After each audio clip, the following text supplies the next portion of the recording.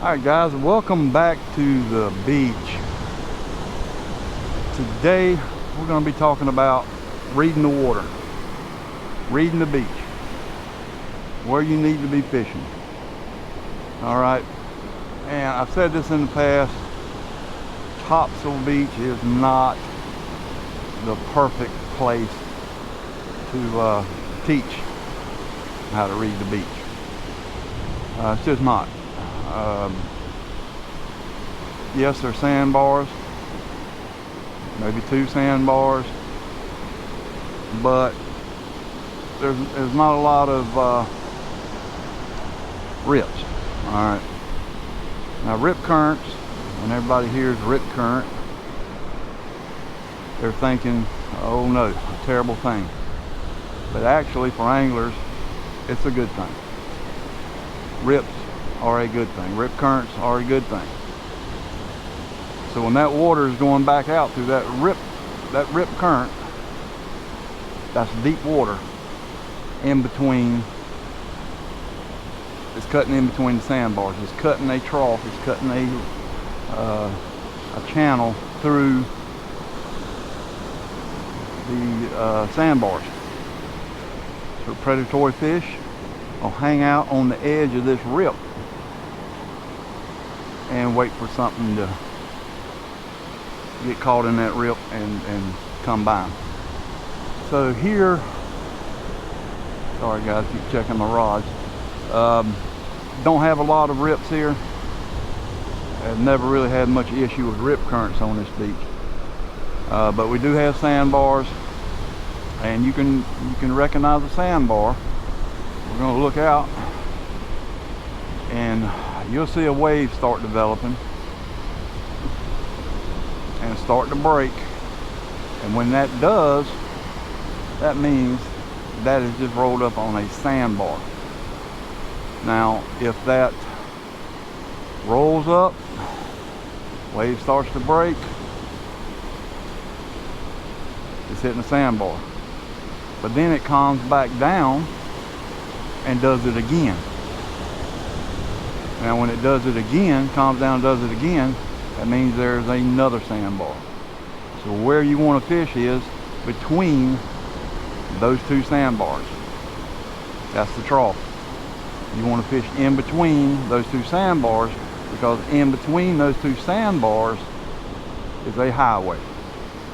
And this is how fish travel. So you're either going to catch them in that trough, in that highway, or you're going to need to get on the other side of the second sandbar. Fish will travel on the other side of that second sandbar. I wish the conditions were a little better, but you can see out here, hope you can, way out there, I see a wave starting to break. And then it breaks. So there's a sandbar right there. Right there. Is there a second sandbar? I don't know. I can see waves a little further out starting to break a little bit, so there probably is, but that sandbar is probably not as pronounced as the one where the waves are breaking on. So you want to fish in between sandbars. You want to fish on the other side of that second sandbar. You want to fish that trough. And a lot of times you don't have to cast very far. I'll have one out, try to get past that second sandbar, and I'll have one in close. And if there's a trough there, I'll put it in there. If not, I'll bring it just as close as I can get it, away from that, in between me and that sandbar, and try it there. But yeah, these are not perfect conditions to teach you how to read this. Very seldom we get rips. There has been so much renourishment on this beach. They've changed the geography, the landscape, and it'll get back, on its own. It takes it a couple years, maybe 2 years, but if a hurricane comes in, it'll make it right real quick, but we don't want that. As you can see behind me, we got some erosion going on, so we've had some pretty stout seas come in and pound the beach. And so you can see how much sand the ocean is taking back. But as far as Topsail Beach goes, you're going to kind of just have to look for your sandbars. If you happen to find a rip, fish it. We'll look to the south. As you can see where I'm standing, you can see right down there how the beach is coming, kind of jutting inland a little bit. That's a good area to fish. And you're asking, well, how come I'm not there? Well, I hadn't made it there yet. We're going to start here and maybe work our way down. But yeah, Reading the Beach is not ideal out here. So you've got to, sandbars and trying to get in between sandbars and on the other side of the second sandbar. That's about all we can do down here.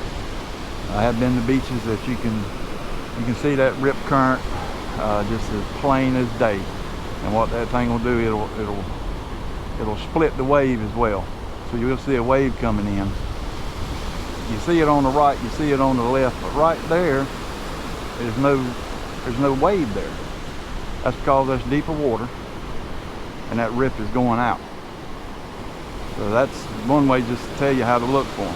When you've got a wave that is split in two, and there's smooth water, I'm not going to say calm because that water's rushing out, smooth water in between that wave, I'll pop a picture up and show you what a rip looks like and what you should be looking for.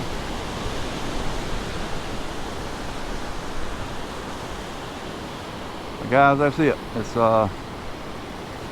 not complicated.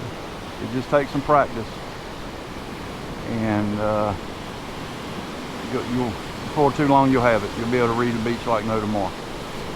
But there's a lot of videos out there that's got some drone footage of the surf and how sandbars and troughs and rip currents, how they look. If I can find one, I'll put a link into it.